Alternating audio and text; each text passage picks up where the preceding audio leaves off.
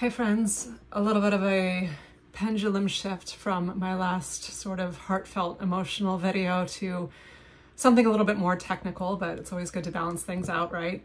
I'm going to talk to you today about my sort of financial journey with eradicating all of my debt, and then also quite a few of you have asked how I am financing graduate school right now while not working. I've had a couple accusations in the comments that I have some sort of Chad paying my way. I don't know what a Chad is, but I don't have a Chad or a Frank or a Bill or a Bob or anyone else paying for me.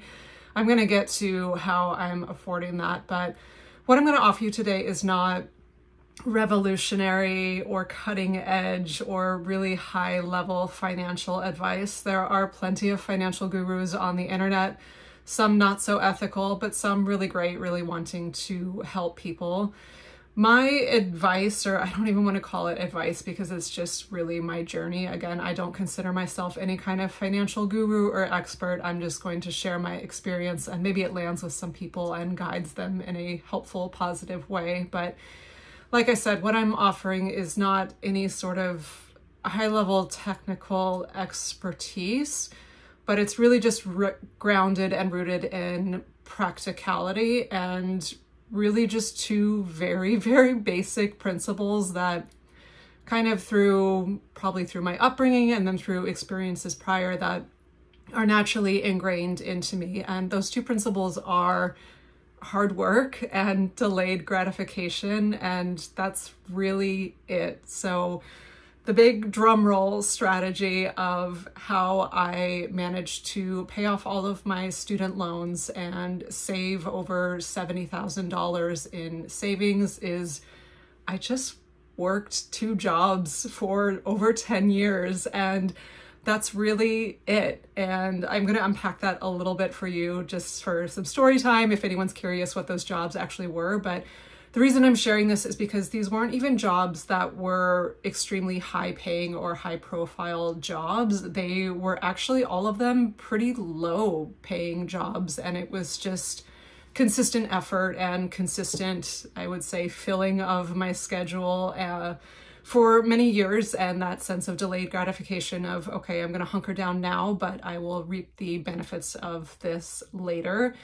And while I don't condone struggling your life away for some pot at the end of the rainbow, like when you retire and suffer 40 years and then hopefully get to enjoy your life in your sunshine years, as they call them.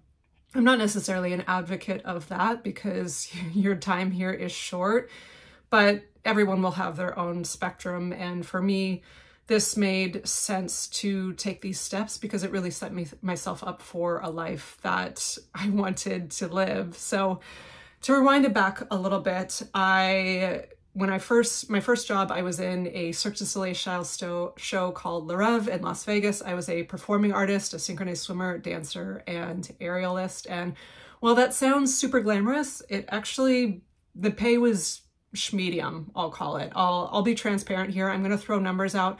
None of this is like braggy. Well, I'm not like super wealthy anyway, so these numbers aren't going to be ultra impressive, but I do like to be transparent with money to sort of take away the power of it. I think when you're secretive or shady or weird about it, it gives it this like extra form of entity where I'm just like, it's a tool. Like I've got 4 forks in my cupboard. I have this many dollars in my bank to do this. I don't consider it as an extension of like ego or anything like that, if that makes sense. But to be transparent for the sake of the exercise, so you can sort of wrap your head around your own financial journey, I'm going to share these numbers because I think a lot of people think in order to get out of debt and or have savings and or curate a life that you want to live, you have to have an ultra high paying job. And for some people, based on resources, education, where they're living in the world, certain health conditions, other limitations, having an ultra high paying job, especially in today's economy,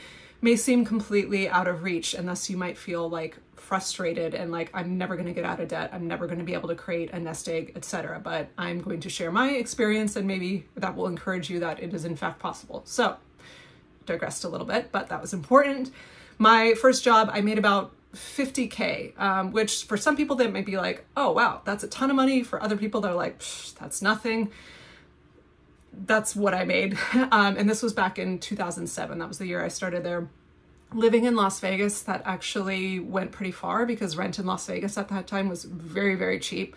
But being a young 23-year-old in the performing entertainment industry, I did not save my money well at all. If you looked up my video, Why I Became an Ultra Minimalist, I talk about my minimalist journey and my sort of lavish lifestyle in my 20s where I did not manage my money well. So even though I was making relatively good money in relation to what rent in Vegas was at that time, I was not saving anything. I was living paycheck to paycheck, not doing smart financial decisions. And as I was getting ready to leave the show, I had just purchased a new car, and it sort of just, maybe this was me hashtag adulting or having my glow up or whatever, it just hit me really hard of like, wow, I do not want to live like this. Not only do I not want debt of my car loan and my student loans, but I don't want to have this paycheck to paycheck lifestyle. Like, this sucks. It's so stressful, and it makes you, like, now that you're an adult and you don't have your parents taking care of you, it's an incredibly stressful thing to not feel financially secure. So I made a commitment at that point that I was going to first pay off all my debt, because debt to me always felt like a prison and a trap. Thankfully, I had avoided credit cards at that point because they always just seemed like a scam to me. But I did have significant student loans and then a car loan from the new car that I purchased. This was in 2011, 2012. So when I left the show, I then was following my dream to be a artistic director and creative choreographer and synchronized swimming coach in my formal, that was the competitive discipline I grew up in. And while that again can sound glamorous, it was way lower pay. It's essentially, you know, a coaching salary for youth. And I was working with the top athletes in the country, but I was making $22 an hour and not even getting 40 hours a week because, you know, these are high school kids, they're elite level, but they still like maybe would squeak out 35 hours a week at most. And so that's all I could work. And then it was $22 an hour, and this was in the Bay Area in California, and at 2012, like, that's one of the most expensive places in the country. So I was essentially, my income level was below the poverty line. So to supplement that, I started working first I got a job with Lululemon. I hated it. If anyone wants a unpacking video of that, I mean, not to hate, like, I have so many Lululemon clothes still, like, I really do like their attire, but the culture was like, maybe it's different now. This was a long time ago. It was weird. It was culty, and also like folding a million pairs of pants at the Christmas shopping rush. Not fun. But anyway, I did that briefly while coaching. And then I started working as a go-go dancer. It was a passion of mine to want to continue performing, but now as a dancer outside of the show world. And so I would teach all day, and then on the weekends, I would get dolled up at like 11 o'clock at night and go dance for a few hours and into the very late hours, and then sleep a little bit and then go teach in the mornings. And it was kind of absurd and weird and awesome all at the same time. But I mean, I had a great experience, but it supplemented to my income to where I could survive. And on top of that, even though I was, how old was I at that point? 28, I think. Yeah, 28. I had been used to this lifestyle of living in my own apartment, or I had been sharing an apartment with my partner and having beautiful like pools and gyms and space and yards and courtyards and all the nice amenities you could think of, walk-in closets. But to support my dream of wanting to start my choreography career and my dance career, I live in the Bay Area while I was doing this and making $22 an hour, and then, you know, a couple $100 a night dancing. Not stripping, by the way, let's clarify that. I stayed with a family. I rented a room in this little 2-bedroom apartment. There were 5 of us in a 2-bedroom. A grandmother and mother shared one of the rooms. I had my own room because the rest of them were family. And then there was an uncle there that slept on the couch, and a son that slept on the floor in the living room. Like, that's just the struggle of how it was, or how it continues to be in California, with rent so outrageous and income just not matching that in California. It's like that in many places in the world, but it's extremely bad in California. And we all, 5 of us, shared one bathroom, and it was as unglamorous as you could think. They were incredibly beautiful, nice, heartwarming people. They were all from Mexico, so there was also a language barrier. The son spoke pretty good English. The rest of them, not so much. And je parle en français, but I don't speak Spanish. So it was just a lot of like hand gestures and like hello and, you know, just trying to be emotive on your face, but there was really like no ability to communicate like language, but it was just, they were so nice to have me in their home. And that's, you know, for an American woman that was coming from a very established career and independent living lifestyle to then come to that at 28 years old. Some people might view that as like failure or setback, or I deserve to not have to live like this. Like this is, you know, whatever. But A, it was all a choice. And B, I never begrudged it because it was supporting what I wanted to do in life. And that's coming into the sort of delayed gratification is, okay, yeah, I don't want to live like this forever, but I'm happy and willing to live with less right now in support of doing something that's gratifying versus taking a whatever job in marketing, because I did have a marketing career, degree that would have crushed my soul, but maybe given me 6 figures and allowed me to have a big, beautiful home. To me, that's just, I can't live my life like that. I'm willing to sacrifice comfort for purpose. And maybe not everyone's wired like that, but I do think it's important to, especially in our instant gratification society where oftentimes people just want it now because the internet kind of tricks us into thinking we can just get everything now. Sacrificing on comforts and just accoutrements that you're used to in life for the sake of something that's actually meaningful to you, I think is an important thing to have in your tool belt, because at the end of the day, pursuing things that are meaningful to you are going to add to a much richer life experience than having, say, you know, a nice home or car or space to yourself or full wardrobe or whatever. So from there, I moved back to Las Vegas and sort of continued my performing career and my teaching choreography career for many years, and just always was working 2 jobs and not comfortable hours. It was this weird, crazy dichotomy of working with kids and having to be very present as an educator and also a role model and in charge of their emotional and psychological development and just very present in that space, and then going to these like nightclubs or huge music festivals like way, way, way late at night and in crazy makeup and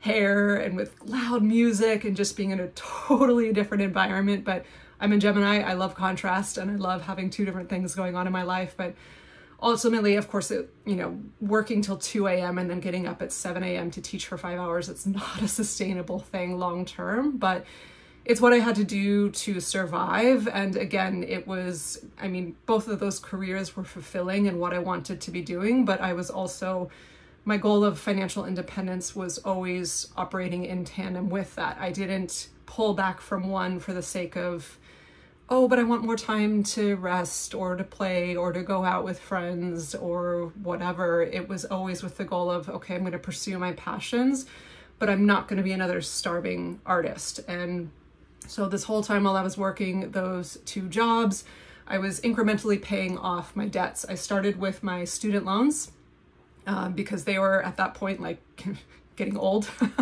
And what I would recommend is, instead of, you know, paying off a bunch of months in a row, which some people think to do, a better way is to attack the principal. So because ultimately as your principal goes down, you're going to pay less on interest per month, right?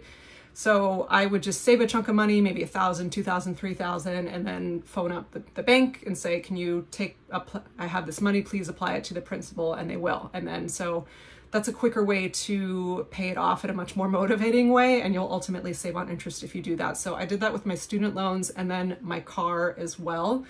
Actually, I'm sorry, I have that backwards. I did the car first and then the student loans. I believe my car interest rate might have been higher.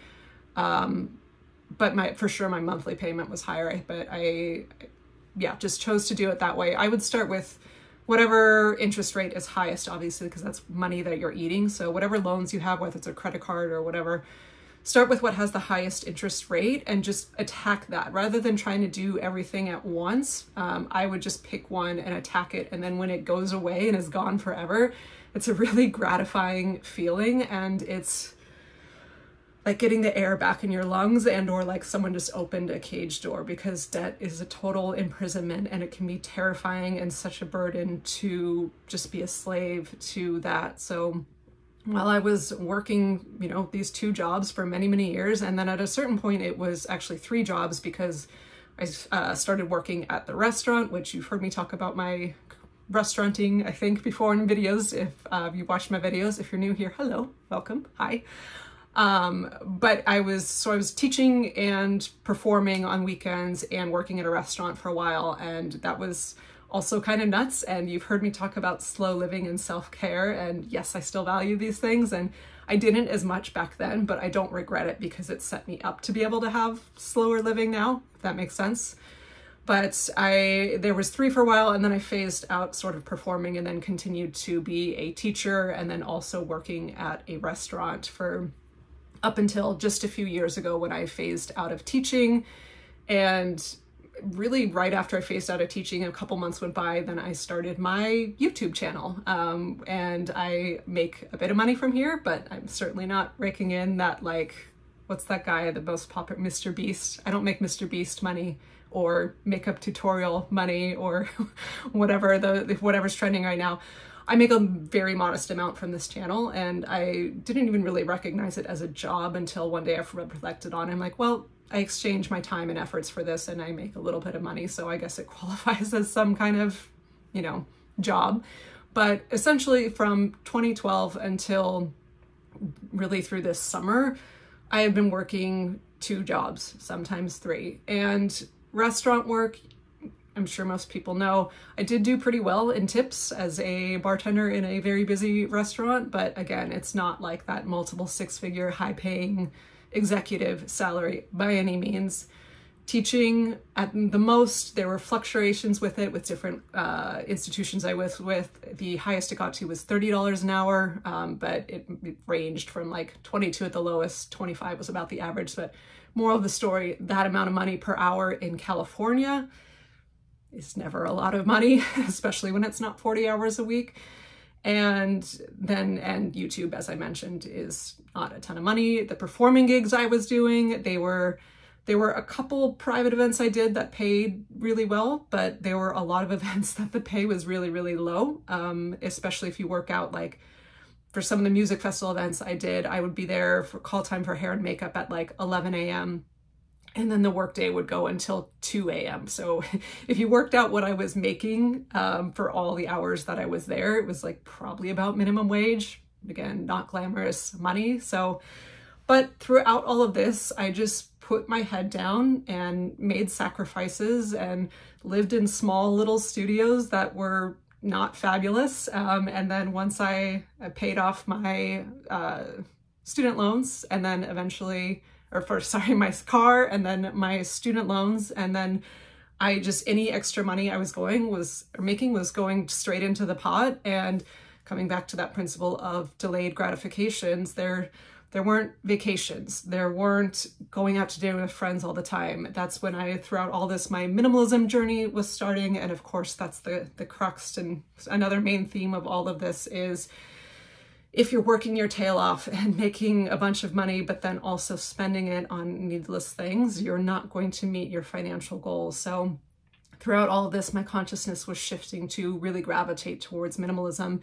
And as I was starting to pay things off and then get my head above water and see the bank account grow, it was really motivating. And you've heard me talk about, I'm not obsessed with material gain for the sake of material gain, but there's a sweet spot of getting out of the hole and getting your head above water to where money doesn't have a power over you and you're not living paycheck to paycheck, to where like, holy shit, it is so much easier to be a human in the world, to adult in the world, when you don't have that pressure of like, oh my God, am I going to pay my rent? Or how am I going to pay this bill? Or, oh, I just popped a tire. You know, I had an old Volkswagen Beetle. There were all sorts of times when this big repair would come up, and it's annoying, and you're like, oh man, I gotta swipe the card for this amount.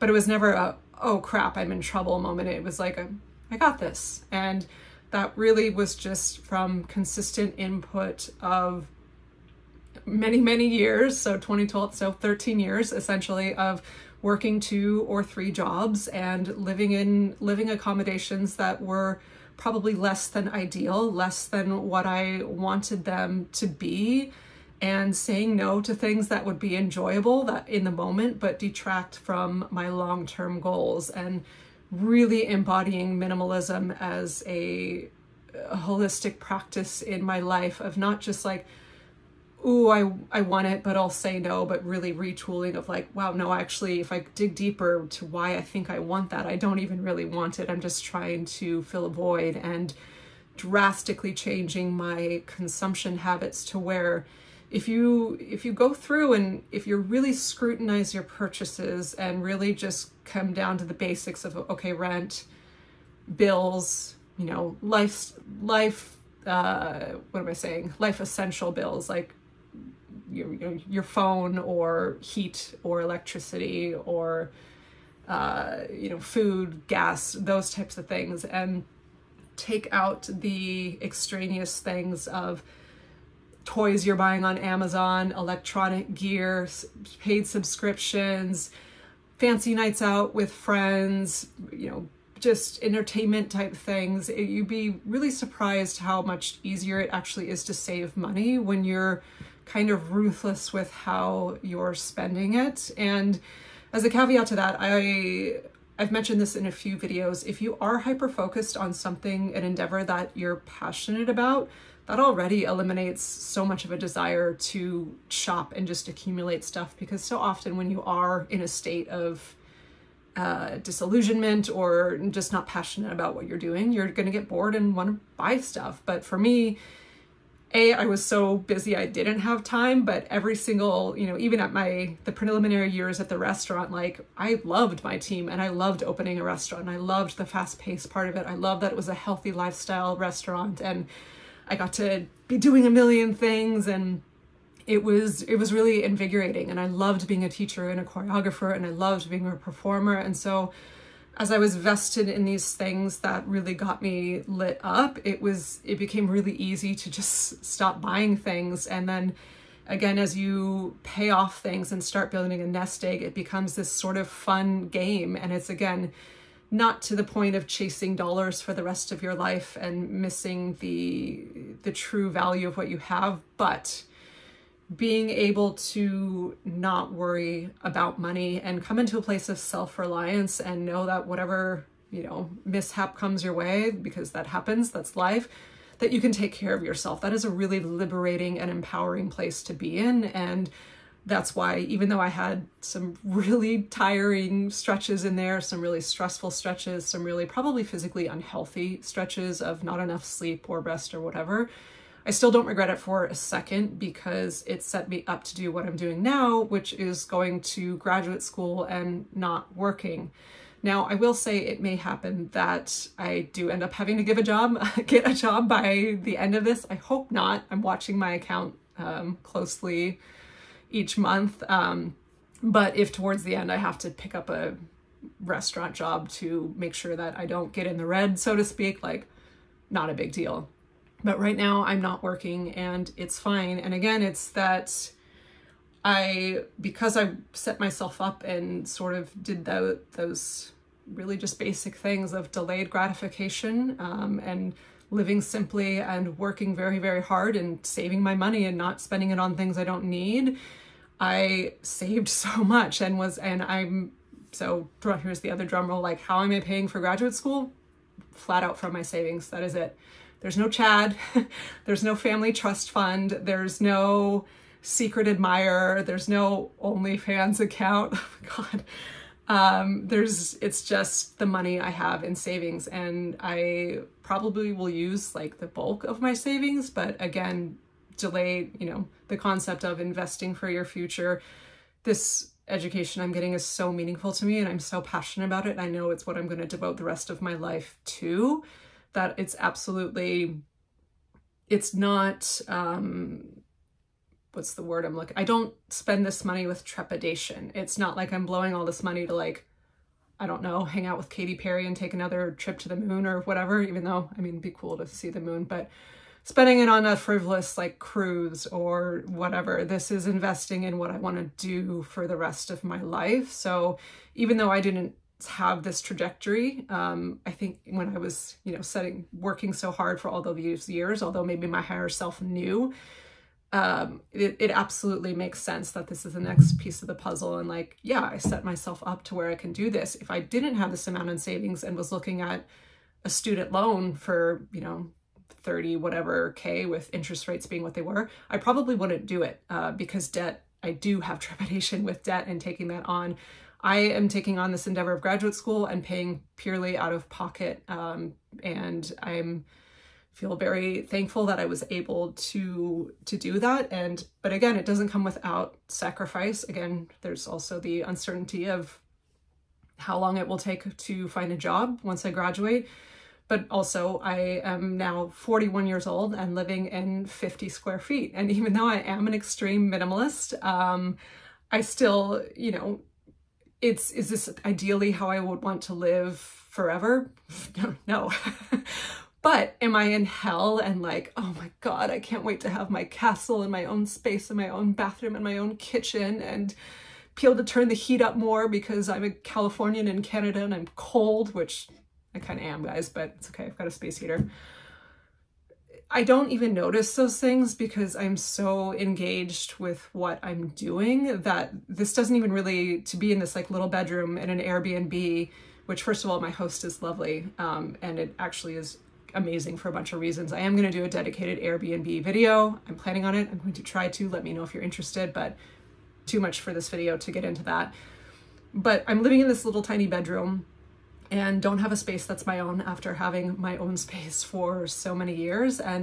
But I've not even noticed it. I don't feel claustrophobic. I don't feel like yearning or like, oh my gosh, remember my cool California apartment? Which if you're new here, check out my ultra minimalist furniture free apartment tour. That's where I was before this. It'll give you some contrast. So it was big and spacious and beautiful and exactly how I liked it. And there was a pool and a balcony and San Diego, perfect weather all the time. But I'm happier now because I'm on path with something that I'm so passionate about.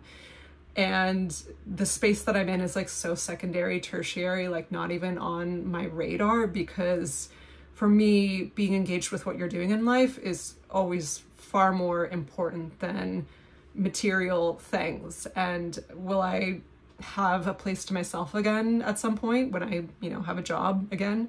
Yeah, absolutely. But I'm not suffering or torturing myself. But I will say, if some people might be of the mind of like, oh my gosh, I'm 40, I can't live in an Airbnb and have roommates and not have space. If I need to have it this certain way. And like, okay, you can do that, but you'll be sacrificing in another department. You'll either you'll be taking on a loan to be able to afford that and then dealing with the repercussions of that, or you'll be blowing your money and then be facing oh shit, I can't pay my rent or tuition situation, which is never fun. You'll be asking friends or family to borrow money, which is never fun.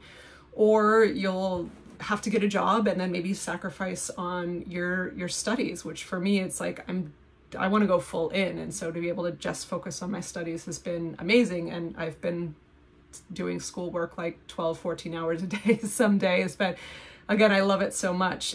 Even though it's been stressful, it's been good, stressful. It's all growth. So hopefully that sparked some inspiration and or gave some clarification for anyone. But the point of all this is, while there's amazing things that you can do that are far more advanced with paying off debt and making a bunch of money that the internet will show you, like real estate investments, stock investments, using things like Amazon, online selling, or eBay, or AI, I can't even touch that. There are many, many ways that are far more probably efficient and advanced and just overall better and smarter than my sort of old-fashioned way. But I present this as, in case you're not savvy with those things, because for me back then, a lot of those things weren't available. And moreover, I'm just like so not savvy with any of those things. I couldn't begin to tell you like good real estate or stock investment or like how to make money with AI. Like I don't know how to do any of that shit. But this is, if you can't either and you think it's impossible to have low paying jobs and live in an expensive place and not get ahead, I bring this as an opportunity to overcome those limiting beliefs. And if you're willing to sacrifice on certain comforts and willing to work hard in the short term to set yourself up to enjoy a better long term, and really incorporate a very strict practice of minimalism, a very holistic practice of minimalism that won't just help you save money, but actually can probably really transform your life in a beautiful way. It's actually more obtainable than you think to attack your financial difficulties and get your head above water and be in a position to make decisions that can really enhance the true quality of your life, and let you chase those passions and dreams that you think are out of reach because you're always going to be trapped by your financial situation. Okay, let me know if that landed. We're 30 minutes in here. I just can't ever really keep it quick, can I? Hopefully this was helpful to you. Let me know in the comments, and I will see you in the next one. Bye.